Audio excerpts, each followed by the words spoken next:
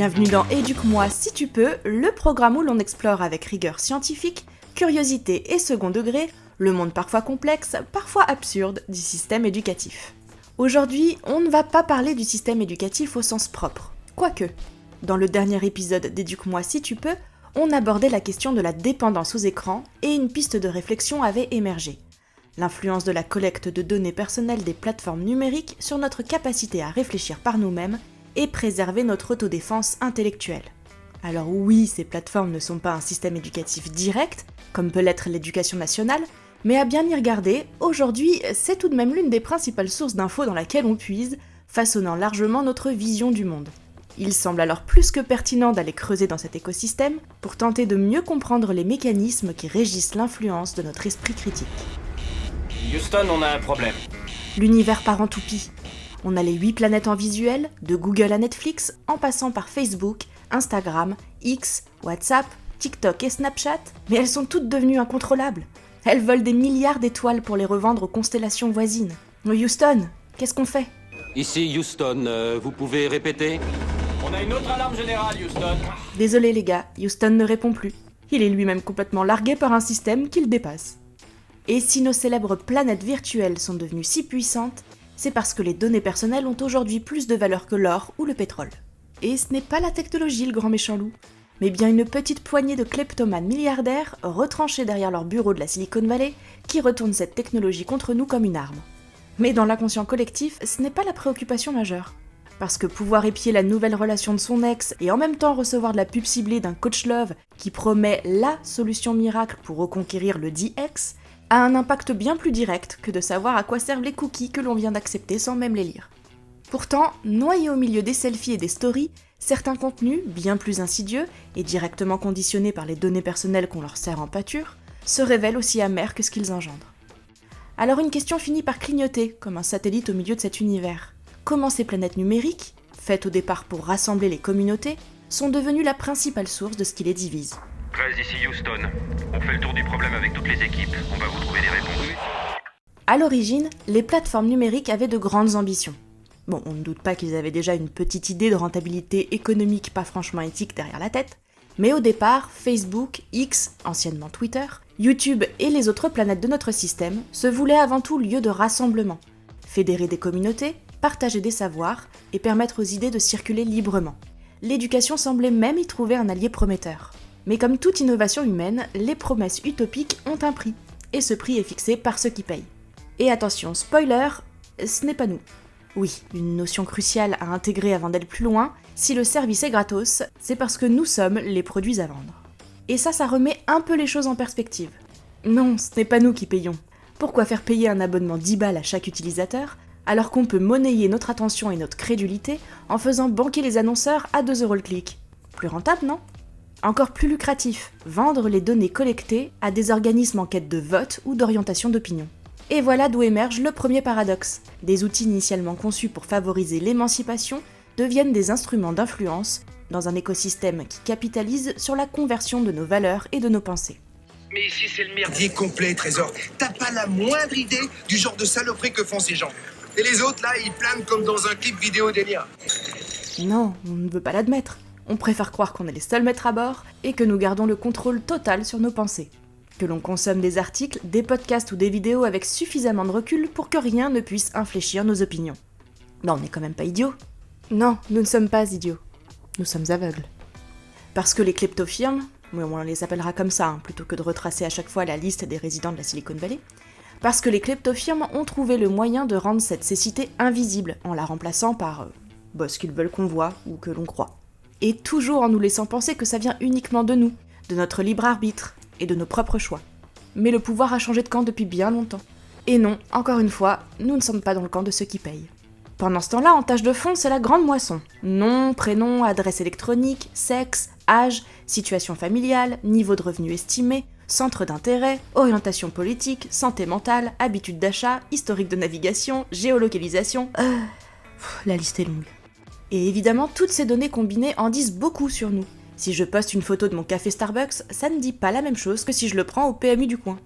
Si je me déhanche sur Johnny Cash, je serai foncièrement plus conservatrice qu'en écoutant un petit Tupac.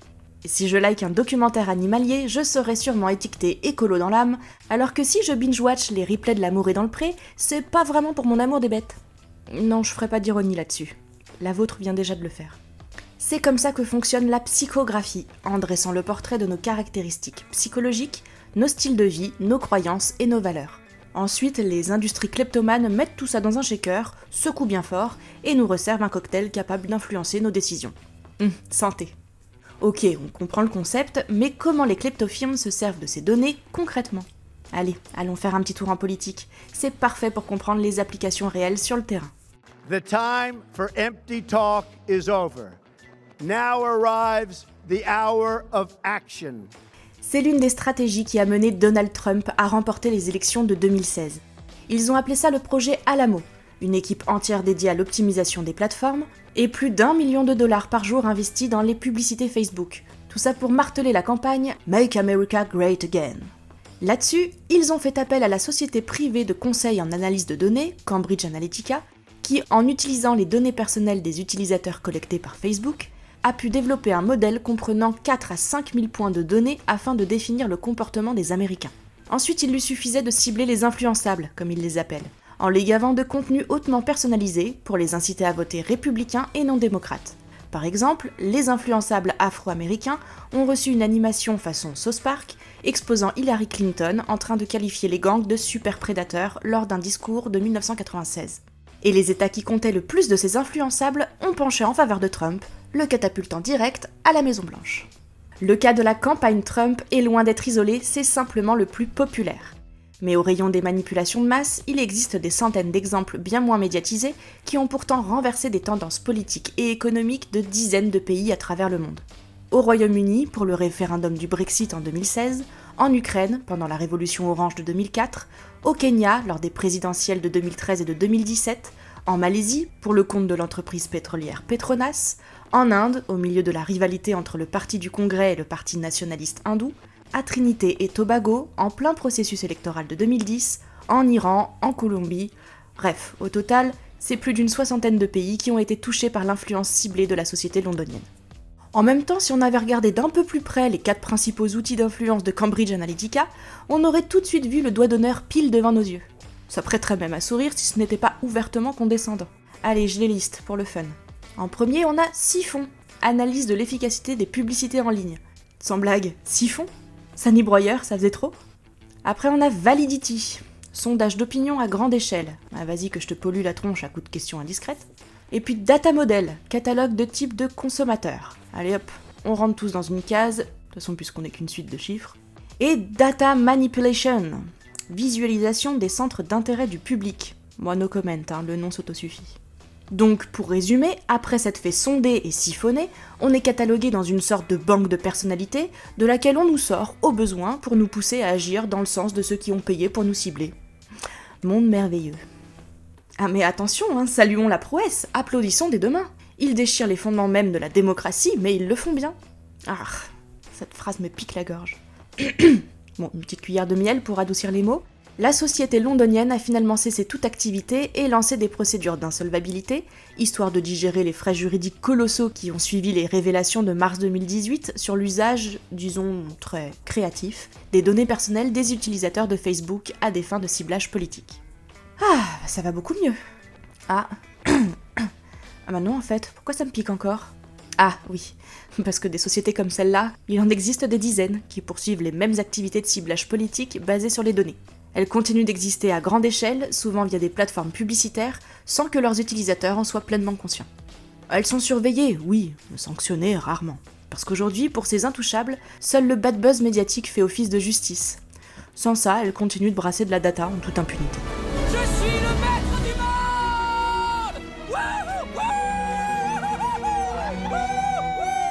Allez, quittons le monde de la politique avant de choper une angine que tout le miel du monde ne suffira pas à adoucir.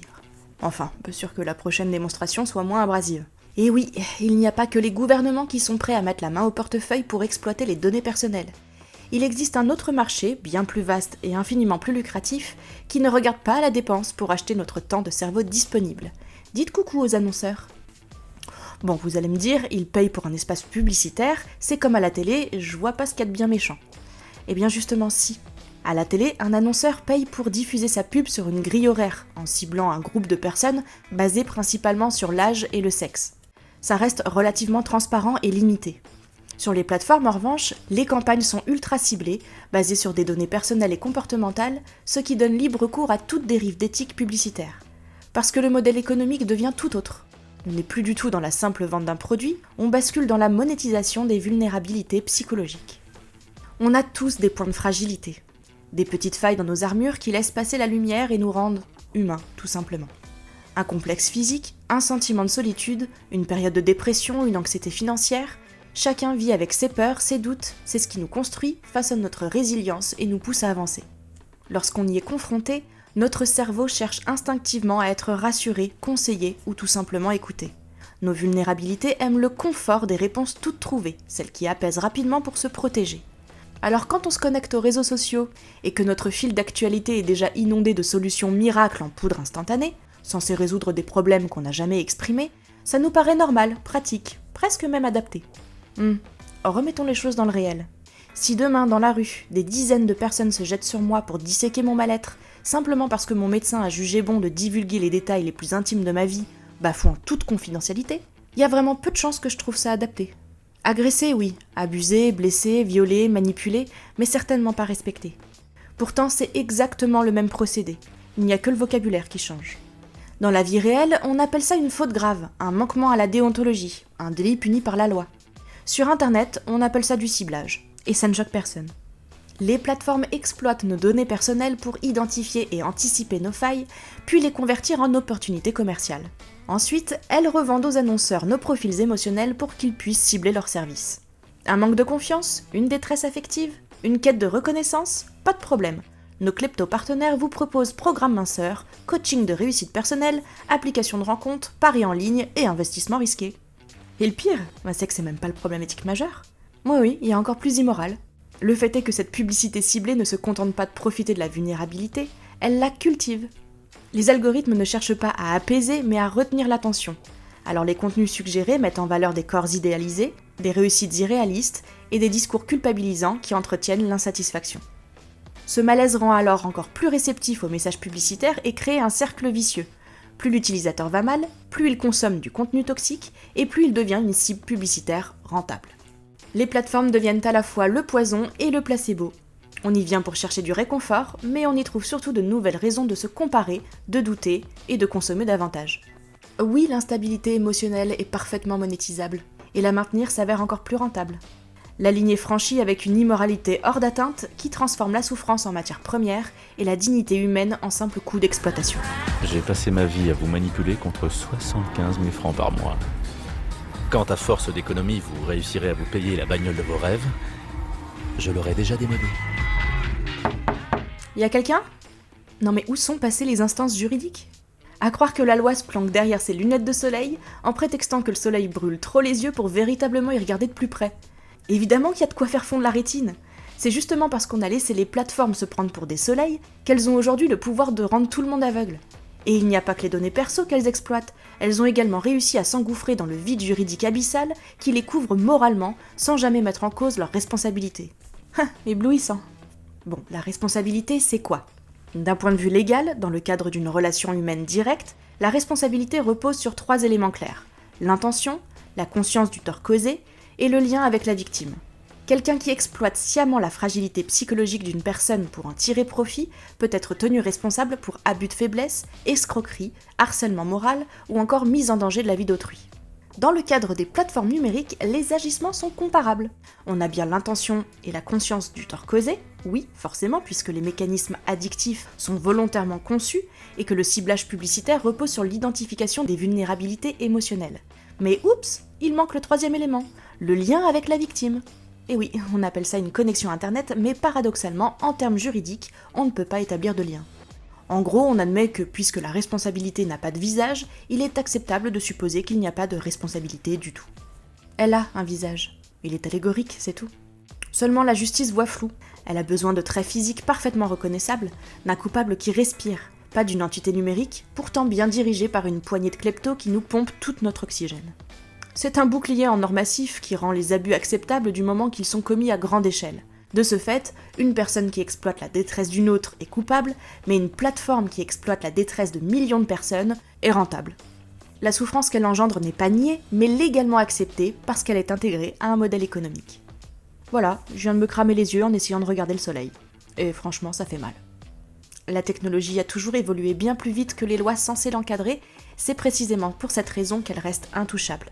Ça, et le fait que face à des tribunaux sous-financés et saturés, les kleptofirmes se marrent déjà à l'idée d'envoyer leurs avocats pour dérouter chaque procès en labyrinthe procédural. Parce que quand la justice commencera à cerner le problème, la technologie, elle, aura déjà changé 3 fois de nom. La liberté, au cas où vous l'auriez oublié, est le droit de l'âme à respirer. Quand elle ne peut pas respirer à fond, c'est que les lois sont trop étroites. Sans la liberté, l'homme est une syncope. L'homme est quoi? Alors non, nous ne sommes pas des lanceurs d'alerte, on ne changera pas la face du monde avec des mots, malheureusement il faudra bien plus que ça. On ne va pas non plus basculer dans un discours théorique sur le paramétrage des données confidentielles, ni un discours moralisateur sur l'acceptation arbitraire des cookies. Finalement, c'est aussi ça la liberté numérique. Chacun est responsable de ses propres agissements. L'idée n'est pas d'inciter à désinstaller toutes ces applis pour devenir un fugitif du web, mais de pouvoir utiliser ces plateformes avec nos propres intentions en gardant notre capacité d'esprit critique intacte. De ce fait, être conscient de la manière dont sont utilisées nos données perso est déjà une grande avancée. Parce qu'après, nous avons le choix. Le choix de s'en moquer et de laisser les algorithmes utiliser ce que l'on est pour nous dicter ce que l'on fait, ou bien le choix de s'émanciper et de recommencer à penser par nous-mêmes. C'est un choix individuel qui a pourtant un gros impact sur le collectif. Parce que les réseaux sont une bulle sociale, et nos choix, nos posts, nos réactions influencent directement les communautés. Ce n'est pas sans raison si les réseaux remontent en tête de fil d'actualité les sujets polémiques. Plus nous mettons de l'huile sur le feu, plus nous enflammons la toile, plus nous devenons rentables. Et pendant que les plateformes dansent autour du feu de joie, le monde, lui, se consume en attisant la haine, dans un bazar idéologique fait d'amalgame et de montée du communautarisme. Hashtag nuit debout, hashtag mariage pour tous, hashtag not in my name, hashtag balance ton porc, hashtag MeToo, hashtag Black Lives Matter, on les a tous tagués, fonçant tête baissée dans ces capes rouges de corrida maintenus à vue pour nous faire retweeter. Et puis on s'est lassé, comme on s'est lassé du Harlem Shake ou de Pokémon Go une fois le hashtag passé de mode. Mais entre-temps, que s'est-il passé ? Une réflexion collective nuancée menant à une forme de cohésion sociale ? Non, ce serait même plutôt l'inverse. Dans la mesure où les réseaux enferment ses utilisateurs dans des bulles d'opinion et de valeurs similaires aux leurs, ça limite considérablement la confrontation des points de vue. Chacun se replie dans un groupe d'idées partagées, sans nuance, favorisant le communautarisme, puisque l'appartenance à un groupe devient plus important que l'appartenance à la société dans son ensemble. Les débats tendent alors à opposer des communautés entre elles plutôt qu'à ouvrir un dialogue collectif. Les discours se radicalisent, les stéréotypes se renforcent, l'incompréhension sociale grandit. Et tout ce qu'il en ressort finalement, ce sont les extrêmes. Le hashtag MeToo est devenu le symbole des fémènes radicales transformées en machines à broyer les hommes, pendant que le hashtag Black Lives Matter devenait l'étendard de la haine aveugle anti-flic blanc. Résultat ? Une éclipse totale du sujet de fond, pourtant le même à chaque fois, la quête d'égalité.